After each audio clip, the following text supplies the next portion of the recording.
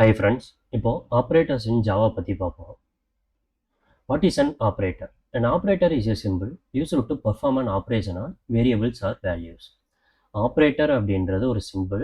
Variables and valuesல some operations நம்ம பண்ண use பண்ணுற symbol தான் அந்த operators.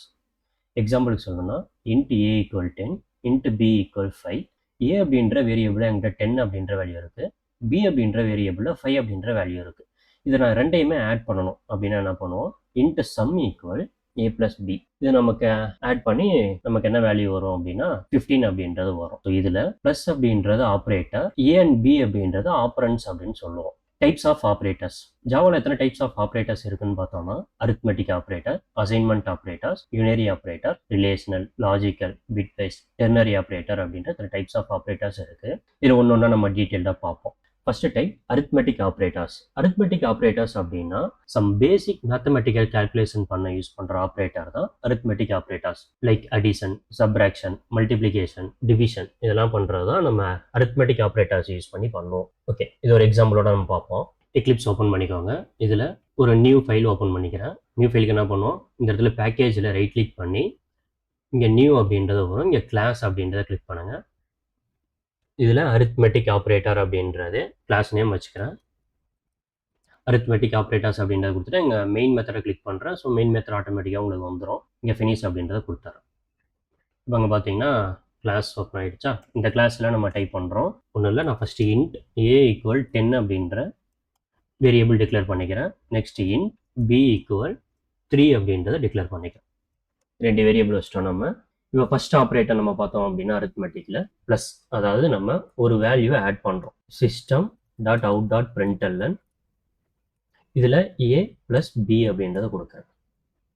இந்த ப்ளஸ் அப்படின்றத ஆப்ரேட்டர். ஸோ அது உங்களுக்கு என்ன பண்ணோம் அப்படின்னா ஏல நமக்கு என்ன இருக்குது, 10 அப்படின்றது இருக்குது, ப்ளஸ் பியில் நமக்கு 3 அப்படின்றது இருக்குது.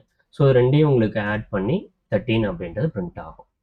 ஸோ இதில் ப்ளஸ் அப்படின்றத யூஸ் பண்ணியிருக்கோம் பார்த்தீங்களா, அதுதான் ஆப்ரேட்டர். இப்போ நான் அதை ரன் பண்ணேன் அப்படின்னா உங்களுக்கு ரன் பண்ணுறதுக்கு பாருங்க, மேலே வந்து இந்த ரன்னர்ஸ் அப்படின்ற க்ரீன் கலர் பட்டன் இருக்கும், அதை கிளிக் பண்ணுங்க.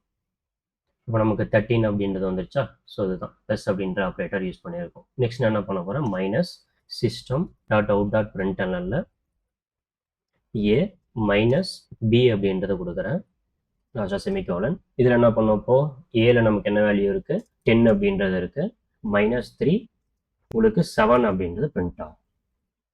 என்ன போய் ரன் பண்ணால் அப்படின்னா இதில் கன்சோலில் பாருங்கள், ஃபர்ஸ்ட் அவுட்புட் 13, ப்ளஸ் பண்ணது மைனஸ் பண்ணது 7. Next multiplication, system dot out dot println. மல்டிப்ளிகேஷனுக்கு ஏ இந்த ஸ்டார் சிம்பிள் யூஸ் பண்ணணும், ஏ ஸ்டார் பி அப்படின்னா multiplication.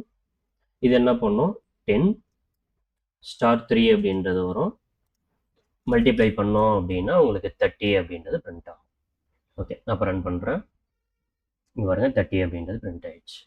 Next division, system dot out dot println a division symbol வந்து இந்த ஸ்லாஷ் சிம்பிள் யூஸ் பண்ணணும், so B.